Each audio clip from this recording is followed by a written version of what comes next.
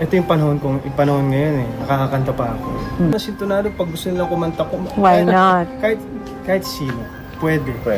Sa mundo ng showbiz, maraming artista ang sumusubok lumabas sa nakasanayang imahe at isa na ron si Aljur Abrenica. Kilala siya bilang aktor, heartthrob action star at dating reality show finalist. Ngunit sa likod ng mga eksena, may isang bahagi ng sarili niya na pilit niyang ipinapakita sa mundo, ang kanyang pagmamahal sa musika. Ngunit sa halip na purihin, madalas itong maging dahilan ng matinding pambabash. Tanong ng marami, bakit?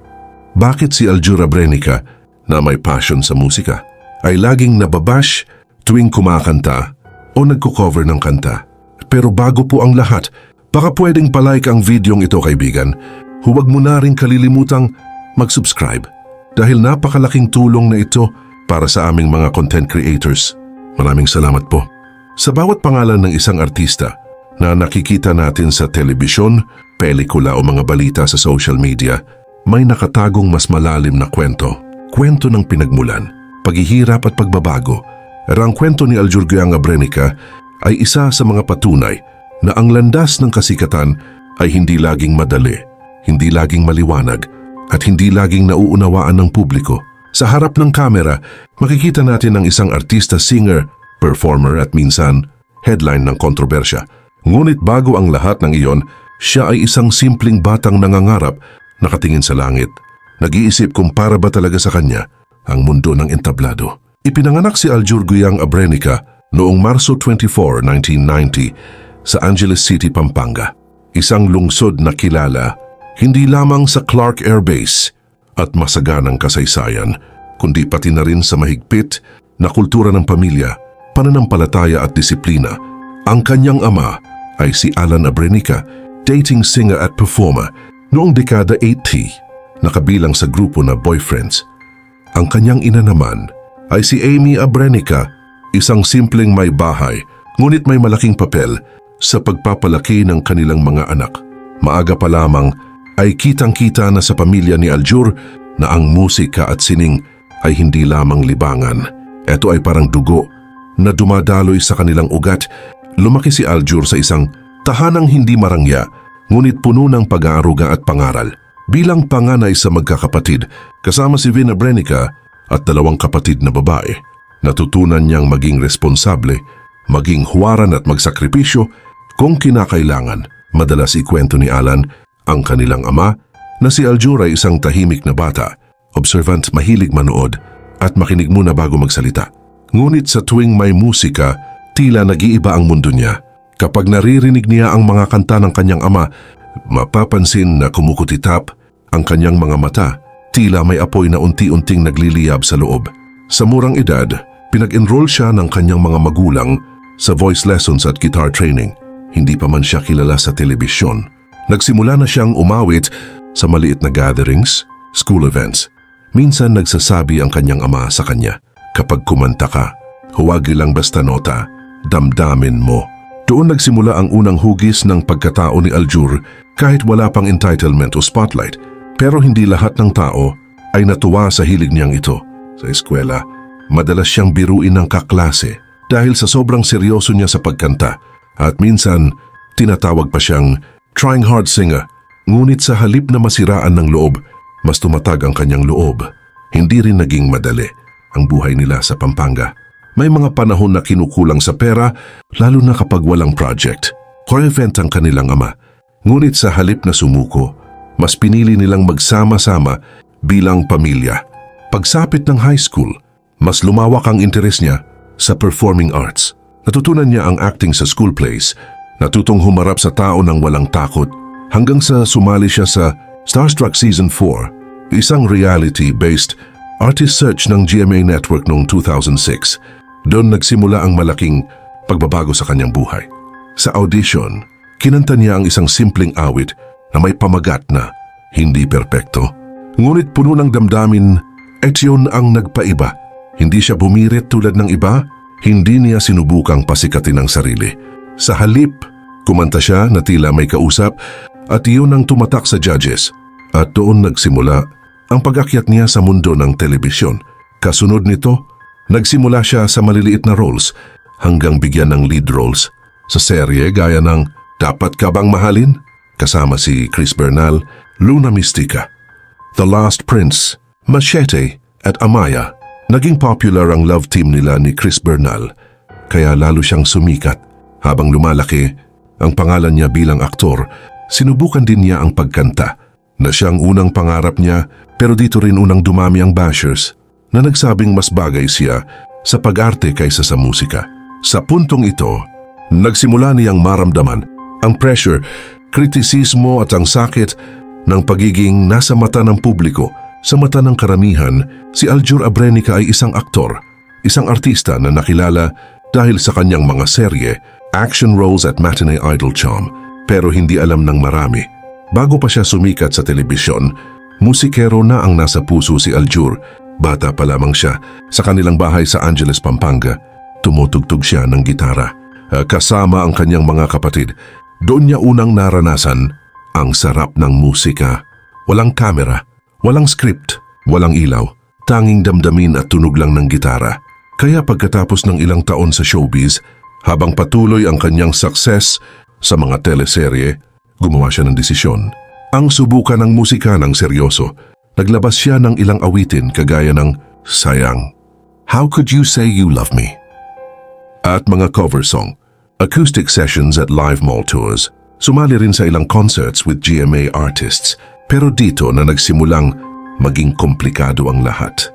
Habang umaawit si Aljur sa telebisyon at mga live shows, napansin agad ng publiko ang isang bagay, ang boses niya. Hindi siya sintonado, hindi rin siya walang talent, pero sa mata ng ilang netizens, walang paghanga. Base sa ilan, walang matinding birit, walang mataas na range, tulad ng mga singer na sanay silang marinig. Dito nagsimulang pumutok ang mga komento online. Pogi pero wag na kumanta. Acting ka na lang, mas bagay sa'yo. Pilit, hindi natural. May autotune yata yan. Kung minsan, kahit simpleng pagkanta lang niya sa guestings, nagtatrending sa Twitter. Hindi dahil maganda, kundi dahil may mga memes at jokes. Sa isang interview, sinabi ni Aljur, hindi man ako ang pinakamagaling na singer, pero mahal ko ang musika. Hindi ko ito ginagawa para sumikat. Ginagawa ko kasi ito ako.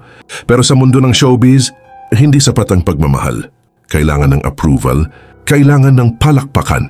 Habang sumusubok siyang mag-record ng mga kanta, marami ring producers ang nagdadalawang isip. May mga kumukuha sa kanya para sa albums. Pero kadalasan ang rason ay marketable face. Hindi dahil sa boses, at yun na mas masakit para sa isang taong mahal ang musika. Kinuha ka hindi dahil sa nararamdaman mo, kundi dahil sa hitsura mo. Sa tuwing kumakanta si Aljur ng mga sikat na kanta, lalo na ng mga klasikong OPM o power ballads, automatikong ikinukumpara siya sa original artist. Kung kumanta siya ng kanta ni Arthur Neri, Moira, Bamboo o Gary V, agad sasabihin ng ilan. Hindi ganyan ang original, kulang sa emosyon, too flat at pilit. Hindi niya man intensyong higitan ang original.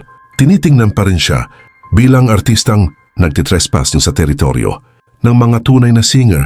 Hindi rin nakawala ang kanyang mga nakaraang kontrobersya sa personal niyang buhay. Mas nagiging mapanuri ang mga tao sa split nila ni Kylie Padilla sa mga isyu ng selosan at hiwalayan. Nalagyan ng mantsa ang pangalan niya sa mata ng publiko. Kaya kahit unrelated ang musika sa isyu ng relasyon, may mga taong handang magbato ng panghuhusga sa anumang gawin niya. Hindi lang boses ang pinupuna, kundi pati intensyon. May nagsasabing, ginagamit lang niya yung kanta para magpapansin ulit. Clout chasing o nagka-issue sa love life tapos ngayon kumakanta? Para sa views? Kahit walang kinalaman ng musika sa personal niyang buhay. Bit-bit pa rin ng mga tao ang nakaraan niya. May mga komentong hindi tungkol sa pagkanta, kundi sa mga issue nila ni Kylie Padilla, na tila bawat nota nahahalungkat muli ang lumang issue. Sa simpleng pag-upload ng kanta online, may komento agad na hindi tungkol sa boses o tono, kundi tungkol sa kanyang nakaraan. Kaya ngayon maraming pwedeng makita sa kanya. Ang publiko na ibabato laban sa kanya mismo kapag nagpo-post siya ng acting videos o workout clips. Maraming likes, Pero kapag kanta ang laman, kung saan ibig sabihin puso at emosyon, niya ang ipinapakita, mas dumadami ang judging eyes. Ang ilan gumagawa ng memes, reaction videos o auto-tune jokes. Kahit hindi malaswang content, nagiging target pa rin dahil trending ang pangalan niya at mas madali siyang gawing biro. Ngunit sa likod ng mga bash, may katotohanang hindi alam ng lahat. Dahil base sa kanya, hindi para sumikat ang layunin niya sa pagkanta. Kadalasan, ginagawa niya ito sa bahay, kasama ang kanyang mga anak. Musika ang paraan niya para kumalma, para kumapit sa sarili, at para ipaalam na kahit artista siya, tao pa rin siyang may puso, may pasakit at may saya. Hindi man perpekto ang boses niya, totoo naman ang intensyon niya. Sa huli, bakit nga ba siya nababash sa kanyang pagkanta? Base sa ilang komento, dahil sanay tayong ikahon ang mga tao. Sanay tayong ikumpara, sanay tayong magdemand ng perpeksyon. May mga taong nagsasabing, ang ganda ng simpleng boses niya. Parang kwento lang na may tono. Naroon ang mga kritiko na diretsyong nagsasabi, flat off key, kulang sa emosyon.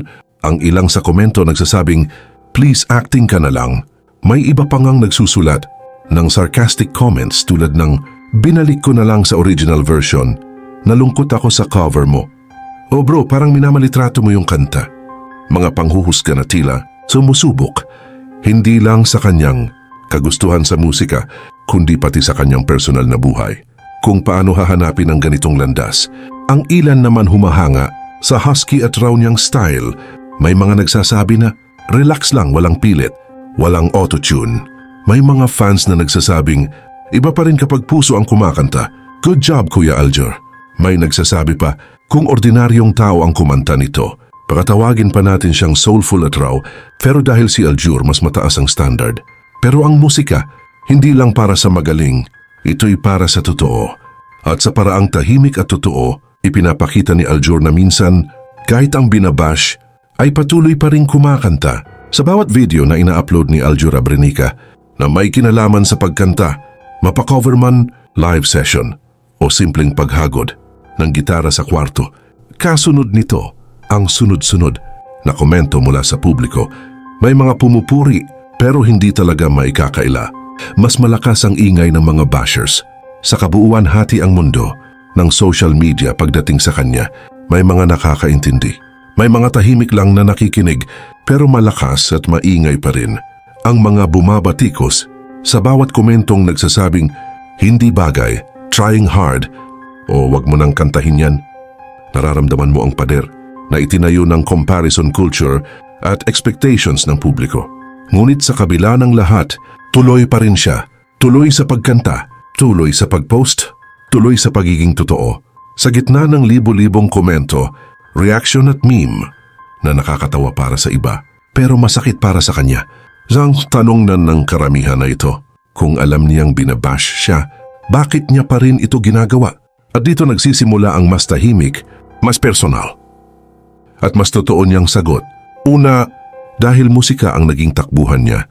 Bago pa man siya naging artista, hindi ito inamin agad sa publiko, pero ilang malalapit sa kanya ang nagsasabing mahilig na talaga si Aljur sa gitara, sa pagsusulat ng maikling tula at sa pagbuo ng simpleng melody. Kahit noong wala pa siyang pangalan sa industriya, hindi man siya biritero, hindi man siya technically perfect, pero sa kanya, ang pagkanta ay hindi performance, kundi paghinga, hindi para sa palakpakan, kundi para sa katahimikan ng isip. Ginagawa niya ito dahil sa simpleng dahilan, kasi gusto ko. Sa panahon ngayon, mahirap humanap ng bagay na ginagawa hindi para sa pera, hindi para sa trending, kundi dahil tunay na gusto. At sa kaso niya, oo, pwedeng hindi gusto ng lahat, pero gusto niya. At sa mundong puno ng expectations, minsan sapat na yun para ipagpatuloy. Dahil alam niyang hindi niya kailangang maging perpekto para mahalin ang musika. Hindi man siya technically trained, hindi man siya singer by profession, pero naniniwala siyang may lugar ang musika para sa mga hindi perpekto, para sa mga kumakanta. Hindi ito tungkol dahil magaling sila kumanta o hindi, kundi dahil may kwento silang gustong ilabas. Andun siya pumwesto sa pagitan ng kahinaan at katapangan. Napagtanto niya na ang bashing ay hindi katapusan, kundi parte ng proseso. Kung tumigil siya dahil sa takot o hiya, ibig sabihin hinayaan niyang manalo ang mga salita ng ibang tao. Sa likod ng lahat ng ingay, komento at paghusga, may mas malalim na aral na pwedeng mahugot sa kwento ni Aljur Abrenica. Hindi lang tungkol sa musika, kundi tungkol sa pagharap sa buhay, sa pangarap at sa mga taong humahatol kahit hindi nila alam ang buong kwento. Ang tunay na passion ay hindi nasusukat sa galing, kundi sa katapatan ng ginagawa mo. Maraming tao ang nagsasabing hindi siya perfect kumanta. At oo, siguro totoo. Pero totoo rin na ginagawa niya ito ng may puso. At dito natin natututunan na hindi lang magaling ang basehan para ipagpatuloy ang isang bagay. Kung mahal mo, kung may saysay sa'yo, kung karapatan kang ituloy ito, hindi mo kailangang patunayan ang sarili mo sa lahat. Ang mundo ngayon ay puno ng comparison culture. Lahat may opinion, lahat may standard, lahat may gustong masunod. Pero sa bawat pagpili mong ipagpatuloy ang gusto mo kahit hindi ito gusto ng iba, natututo kang maging matatag. Hindi para labanan sila, kundi para patunayan sa sarili mo na kaya mong tumayo para sa sarili mong pangarap. Kaya sa mga nakikinig ngayon, kung may bagay kang gusto, kumanta, sumayaw, magpatawa, magsulat. Kahit sabihin ng iba na hindi ka magaling, tandaan mo ito. Ang mundo ay laging may sasabihin. Pero ang tanong, ikaw ba mismo may paniniwala sa sarili mo? Kasi sa huli, hindi naman boses ng tao ang magdadala sa iyo sa pangarap mo, kundi tibok ng puso mo at lakas ng loob na ipagpatuloy ito kahit walang kasiguraduhan. Ikaw, ano ang masasabi mo sa videong ito? Ibahahi mo naman ang iyong komento sa ibaba at sabay-sabay nating pag-usapan yan. Huwag mo na rin kalimutang mag-like at subscribe para sa mas marami pang updates gaya nito.